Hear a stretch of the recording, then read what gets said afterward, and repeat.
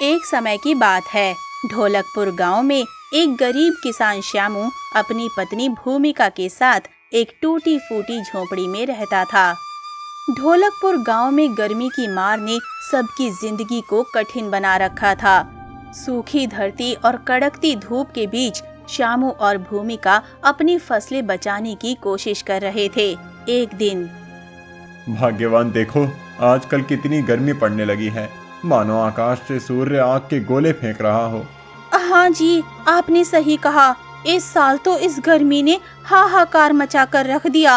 पता नहीं इस साल हमारी फसल कैसी होगी और हमारा जीवन कैसे कटेगा। भाग्यवान, तुमने सही कहा। गांव के सभी लोग भी यही सोच रहे हैं कि इस साल हम अपने खेतों को कैसे इस डायन गर्मी से बचाएंगे। कोई बात नहीं जी, कोई ना कोई उपाय निकल आएगा, तुम चिंता मत करो। हाँ भाग्यवान, लेकिन चिंता तो हो ही जाती है। चलो मैं खेतों से होकर आता हूँ, देखता हूँ क्या दुर्दशा हुई है गर्मी से हमारे खेतों की। ठीक है जी, लेकिन समय समय पर पानी पीते रहिएगा, नहीं तो लू लग जाएगी। मैं तुम्हें एक मटके का पानी देती हूँ, इसे साथ ले जाओ। हाँ भाग्यवान, तुमने सही कहा, मुझे एक मटका पानी का दे ही दो। श्यामू पानी का मटका लेकर खेतों की ओर निकलता है और अपने खेत पहुंच जाता है। अरे ये क्या हाल हुआ मेरे खेतों का? पूरी गेहूं की फसल ही झुलस गई। अब हमारा क्या होगा? इसे ही कहते हैं गरीबी में आटा गीला। भैया नहीं नहीं, गरीबी में आटा जला। हाँ भैया, आपने सही कहा। अब हमारे जीवन का क्या ही होगा? अब अच्छे से खाना खाने के लिए अनाज है, ना पानी, और ऊपर से ये गर्मी की मार। भैया सही कहा, चलो मैं घर जाता हूँ। ठीक है भैया। और श्यामू भी एक पेड़ के नीचे जाकर पानी का मटका रख देता है और नीचे बैठ जाता है और सोचता है, काश मैं पूरे गांव को इस गर्मी की मार से बचा पाता। तभी श्यामू एक अधमरी चिड़िया को देखता है। अरे अरे, इस चिड़िया को क्या हो गया? लगता है इस गर्मी के प्रकोप ने सभी जीवों का जीना हराम कर दिया है। मुझे उस चिड़िया को पानी पिलाना चाहिए। श्यामू चिड़िया को पानी पिलाता है और थोड़ी ही देर में चिड़िया एक सुंदर परी में बदल जाती है। अरे भैया, ये क्या बला है? डरो नहीं श्यामू, मैं एक जादुई परी हूँ। मैं तुम्हारी मदद करने के लिए आई हूँ। मैं देख रही थी कि तुम किसी की मदद करते हो या नहीं, लेकिन तुम एक अच्छे और सच्चे दिल के हो। मैं तुम्हारी मदद कर सकती हूँ। बताओ, मैं तुम्हारे लिए क्या कर सकती हूँ?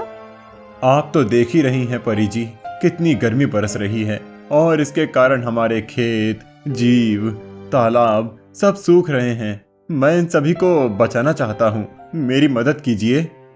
डरो नहीं श्यामू, मैं तुम्हें एक जादुई नीला पत्थर देती हूँ।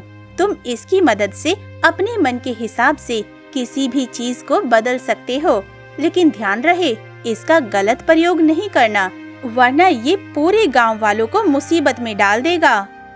जी परी जी, मैं कभी भी इसका गलत प्रयोग नहीं करूँगा। हमेशा इसका सभी की भलाई के लिए ही प्रयोग करूँगा। इतना बोलते ही परी गायब हो जाती है और श्यामू उस नीले जादुई पत्थर को लेकर घर पहुंच जाता है। अरे भाग्यवान, देखो मैं क्या लाया, देखो। ऐसा क्या लाई जी? मुझे भी दिखाइए। भाग्यवान, अब हम सभी गांव वाले इस गर्मी के प्रकोप से बच सकते हैं इस जादुई पत्थर का प्रयोग करके। ये तो बहुत अच्छी बात है जी, लेकिन अगर ये पत्थर काम नहीं किया तो फसलें बर्बाद हो जाएंगी, हमें बहुत नुकसान होगा। तुम चिंता मत करो, मैं सुबह गांव में जाकर मुखिया जी से बात करूंगा और पहले हम अपने दम पर कुछ करने की कोशिश करेंगे। हम सभी इस जादुई पत्थर की सहायता नहीं लेंगे। जब हमारे से नहीं बनेगा तभी इसका प्रयोग करेंगे। आपने सही कहा जी, हमें पहले अपनी मेहनत का सहारा लेना चाहिए। हाँ जी, हमें कुछ उपाय करना चाहिए। इस बार हमें खेतों और गांव को बचाने के लिए कुछ करना होगा। हमें हार नहीं माननी चाहिए, हमें अपने खेतों की देखभाल करनी है। अगर हमें मेहनत करनी है तो हमें इस गर्मी में भी काम करना होगा। गांव में सभी किसान एकत्र हुए और समस्या पर चर्चा करने लगे। भाइयों, इस गर्मी में हमें मिलकर कुछ करना होगा। अगर हम एकजुट होकर प्रयास नहीं करेंगे तो हमारी फसल सूख जाएगी। हाँ, हमें एकजुट होकर काम करना होगा। हम अपने खेतों में छायादार पेड़ लगाकर कुछ राहत पा सकते हैं। ये एक विचार अच्छा है। अगर हम अपने खेतों में चारों ओर पेड़ लगाएं, तो इससे धूप से कुछ राहत मिलेगी। सभी किसानों ने मिलकर विचार किया और पेड़ लगाने का निर्णय लिया, लेकिन गर्मी की मार में उन्हें बहुत मेहनत करनी पड़ी। ये काम बहुत मुश्किल है, लेकिन हमें इसे करना होगा। मैं अभी जादुई पत्थर का प्रयोग नहीं कर सकता। सुनिए जी, तुम चिंता मत करो, हम सभी मिलकर इसे पूरा करेंगे। गांव वालों ने मिलकर काम किया और कई पेड़ लगाए, लेकिन गर्मी का प्रकोप अभी भी कम नहीं हुआ। भाइयों, हमें और भी काम करने होंगे। अगर हम इस गर्मी से बच नहीं पाए तो हमारी फसलें खत्म हो जाएंगी। लेकिन हमें क्या करना चाहिए? हमें गांव के कुएं से पानी लाना होगा और फसलों को पानी देकर उनकी रक्षा करनी होगी। श्यामू और गांव वालों ने कुएं से पानी लाने का काम शुरू किया, लेकिन गर्मी इतनी तेज थी कि उन्हें बहुत मेहनत करनी पड़ी, लेकिन तभी भी काम नहीं हुआ। देखो, हमने फसलों को पानी देना शुरू कर दिया। इससे हमारी फसलें बच सकती हैं। मेहनत का फल मीठा होता है। लेकिन अभी भी समस्या खत्म नहीं हुई है। कुएं का पानी सूख गया है। अब हम क्या करें? श्यामू सोचता है। मुझे अब उस जादुई पत्थर का प्रयोग करना ही चाहिए, वरना बहुत देर हो जाएगी। श्याम ने अपनी जेब से जादुई पत्थर निकाला और बोला, हे जादुई पत्थर, अब तुम्हारी जरूरत आन पड़ी है। मेरे गांव और मेरे खेतों और इस गांव के नदी नाले कुओं को तुम्हारी जरूरत है। सबसे पहले कुएं में पानी भर दो। इतना बोलते ही कुओं में पानी आ जाता है। अब सभी खेतों में अच्छी फसल कर दो। इतना बोलते ही सभी के खेतों में फसल लहरा उठती है। अब इस गर्मी के मौसम को बदल दो। रुको श्यामू, ये प्रकृति के नियम के खिलाफ है। मैं ऐसा नहीं कर सकता। अगर मैंने ऐसा किया तो तुम्हारा गांव पूरा बर्बाद हो जाएगा। तुम्हें इस मौसम को बदलने के लिए गांव में और ज्यादा से ज्यादा पेड़ लगाने होंगे, तभी तुम इससे निजात पा सकते हो। ठीक है जादुई पत्थर, हम इतने में ही खुश हैं। अब हम सभी गांव वाले मिलकर पेड़ लगाएंगे और इस गर्मी से छुटकारा पाएंगे। तुमने सही कहा। लेकिन इसी बीच धोनी राम ने श्यामू की मेहनत को देखकर जलन महसूस की और उसके जादुई नीले पत्थर को चुराना चाहा।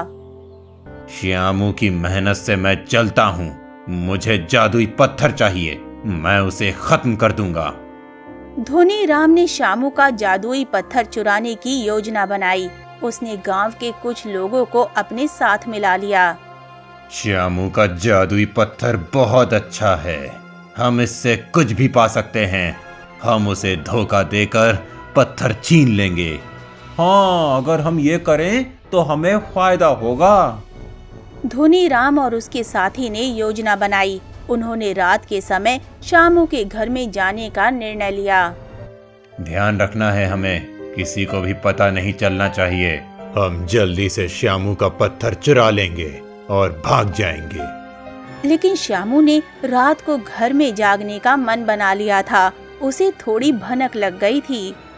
मुझे अपने जादुई पत्थर की रक्षा करनी होगी। मैं यहाँ जागूंगा और देखूंगा कि कोई चोरी ना करे। जैसे ही धोनी राम और उसके साथी घर में पहुँचे, श्यामू ने उन्हें देख लिया। तुम लोग यहाँ क्या कर रहे हो? तुम लोग मेरे जादुई नील पत्थर को चुराने आए हो? ये तुम्हारा पत्थर अब हमारा होगा। तुम कुछ नहीं कर सकते। श्यामू ने हिम्मत नहीं हारी। उसने गांव वालों को बुलाने का निर्णय लिया। दीपक, मुखिया जी, जल्दी आओ। ये लोग मेरे पत्थर को चुरा रहे हैं। गांव वालों, ओ गांव वालों, जल्दी आओ। दीपक और मुखिया तुरंत वहां पहुंचते हैं और साथ में सभी गांव वाले भी। क्या हो रहा है श्यामू? इतनी रात को क्यों चिल्ला रहे हो? ये लोग मेरे पत्थर को चुरा रहे हैं। धनी राम, तुमने ये क्या किया? तुम्हें ऐसा नहीं करना चाहिए था। धोनी राम डर गया और अपनी चोरी को छुपाने की कोशिश करने लगा। मैं तो बस मजाक कर रहा था। मेरा तो चोरी का कोई इरादा नहीं था। मैं तो बस पत्थर को देखने आया था। लेकिन गांव वालों ने धोनी राम की बातों पर विश्वास नहीं किया। भाइयों, हमें एकजुट होकर इस समस्या का समाधान करना होगा।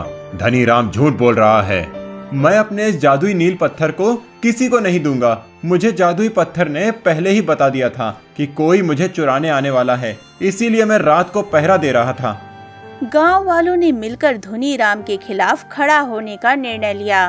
हाँ, हम सबको एकजुट होकर श्यामू की मदद करनी होगी। मैं ये निर्णय लेता हूँ कि धनीराम ने जादुई पत्थर को चुराने की कोशिश की। ये गांव के लिए बहुत ही घातक हो सकता था, इसीलिए धनीराम को इस गांव से निकाला जाता है। धुनीराम को गांव से बाहर कर देते हैं और श्यामू अपने परिवार के साथ उस गांव में खुशी खुशी रहने लगता है।